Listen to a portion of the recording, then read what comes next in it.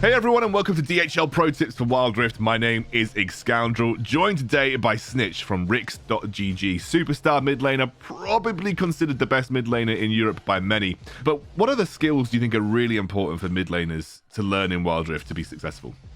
I think mid laners in Wild Rift, I think map awareness is a really important skill. Identifying kind of like, if you have a good roam timing, where can you go? Where is your jungler? Because a lot of times it's very dangerous for a lot of mid lane champs, especially playing stuff like Orianna or any like the AD carry mids. They're a lot squishier. If you get caught by the enemy jungle while trying to roam, you can end up dying for free. So knowing where your jungler is so you can kind of team up with them and make plays together is really important. I think knowing lane management, while a little bit less developed than it is in PC League of Legends, it does still exist in Wild Rift. I think being able to control your wave to pressure your opponent just through where it's standing. You know, if you have a good matchup, like crashing it into their tower and then letting it bounce back into you and then using that to zone your opponent from farming entirely can actually be a really effective strategy, even if it does seem a bit passive or, you know, you're not pushing and hitting the tower on cooldown. Understanding when those kind of options open themselves up and taking advantage of them could be really important. I guess let's go a little deeper into that. You know, when in mid lane, especially when you're in that really intense 1v1 part of the laning phase, like how do you know when to trade and when just to farm?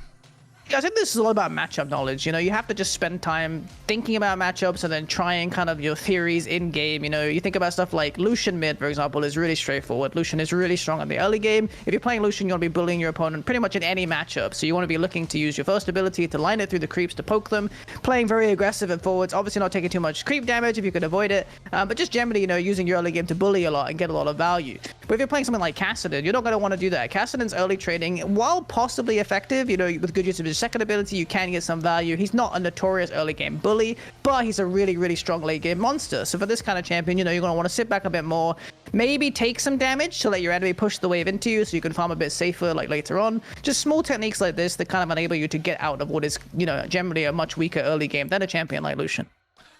And another part of mid lane that's really important is that ability to roam. You mentioned map awareness earlier on. How do you know when to roam, especially in solo queue? When do we make that decision? Roaming in solo queue is definitely a lot more common than I'd say it is in a kind of a competitive environment. A lot of times you just want to look at other lane matchups. Try to take as much time as you can when you have a bit of free time. You know, you're not hitting minions or the trading isn't that active, to glance at other lanes, see if enemy champions are low, see if your lane is pushing, see if your lane is getting pushed in, because these are all potential options. You know, if there's a big brawl going on in the duo lane and, you know, both supports, both ADCs get to 200 HP, if you're the mid laner that's there first, you could likely get a double kill or at least have your team secure a kill and get a good reset.